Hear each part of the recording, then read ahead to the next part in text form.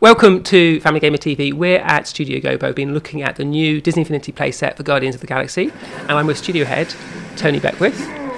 Seems like you've got a lot on your plate. There's so much going on, but the game's nearly finished, is it? It's nearly done, yeah. We've been very, very busy over the last year, but yeah, nearly there. And you were also responsible for the Pirates of the Caribbean playset in Disney Infinity 1.0, is that right? That's right, yeah. We did the Pirates of the Caribbean playset, all the ship battles and sailing and all those things. We did that. So, coming over to Guardians of the Galaxy, I imagine the team are pretty excited with the movie coming up. And some comic book fans in the studio? Lots of comic book fans here. The opportunity to work on Marvel, it's absolutely brilliant. And although Guardians of the Galaxy initially is not very well known, obviously I think it will be after this summer's blockbuster movie comes out.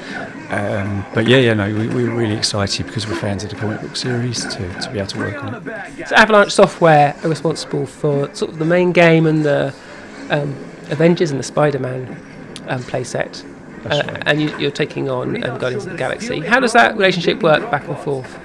So they call it a platform. It's the Disney Infinity platform. They create everything you see in a toy box, which is a huge amount of work. This year they did the Avengers playset, Spider-Man playset, and we've done the Guardians of the Galaxy playset. So ours is like the cosmic playset. Their playsets are set in New York, kind of modern day Earth. Our playsets are out in space. So it's really cool. Mm-hmm.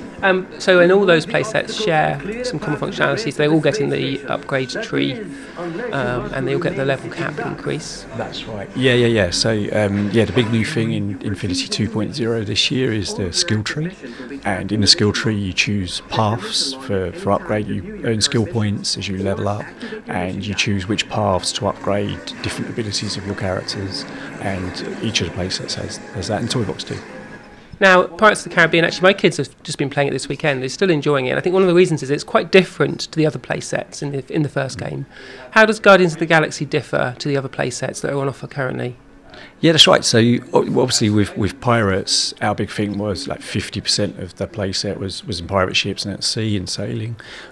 With Guardians of the Galaxy, when we looked at the Marvel properties, this is a cosmic property, right? And cosmic is really, really big in the Marvel world, and so we've really honed in on the cosmic part of our playset. We have like what we call big moments, so really big cosmic moments. If you think about where our playset, where you play our playset, you're just in the eyeball of a giant robot head called Nowhere floating in space.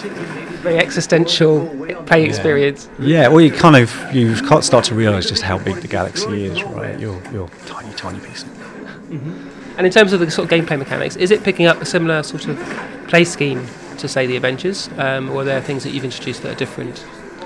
So I think all the playsets have combat has to be a big part of the Marvel theme this year. Yeah, so I think all the playsets have lots and lots of combat going on. I think in our playset we have lots of vehicles, lots of cool space vehicles, and we have like space bikes and mining pod that you can drive around. We even have flying vehicles, so spaceship type vehicles. So that's been a big theme in our playset, which I think works really well. And I know you were saying earlier how you do a lot of playtesting where you get families and kids to come in. Sounds like a lot of fun. How does that impact in the way the game is developed? So we have a real big belief in playtesting. We test very, very early with children, and we carefully watch and analyse what children do in our playsets. And even through watching children, we've actually added features.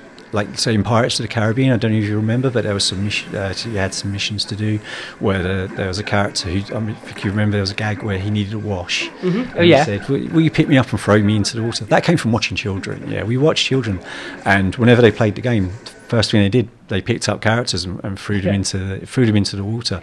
We were like, let's add that as gameplay. Let's add that as a mission to Pirates, right? And a similar thing, in Guardians, we've done the same thing. We watch children playing. They just through emergent gameplay, if you like, they kind of teach us how to make a better game. And what sort of ages have you found have connected most strongly with that Guardians of the Galaxy playset in your tests? probably aging a couple of years older in this year's playset. But we test with a really broad. So I'd say we test from 6 years up to last week we had a couple of 16-year-olds and a 17-year-old playing a game. So we've tested a broad range. And this year, so last year we only tested with children. This year we do play testing with families. So we have dads playing with their kids and mums too. Now you're developing the game across lots of different platforms, obviously 360, Xbox One, and the Sony consoles as well. But on Wii U, where does that sit? Is that closer visually to say a 360, or is it closer visually to an Xbox One? We're doing a Wii U version. It's closer visually to Xbox 360, to be honest. But it looks really, really good. It plays fantastic. Now, something my kids really found difficult in the first Disney Infinity game was how you couldn't cross the franchises in the main adventure. But I think you can do that in some of the Marvel playsets. Does Guardians of the Galaxy get that too? Yep, so we have crossover characters. We have Iron Man and Nova coming from Avengers and from Spider-Man. They can come into our place. Cool. And also Rocket Raccoon from our playset. You can play as Rocket Raccoon in the Avengers playset. And whenever you cross over, you get loads of new content, new missions, new story pieces, story elements, lots of new things to do. So once you've got Rocket Raccoon, you can just bring him into the Avengers playset, is that right?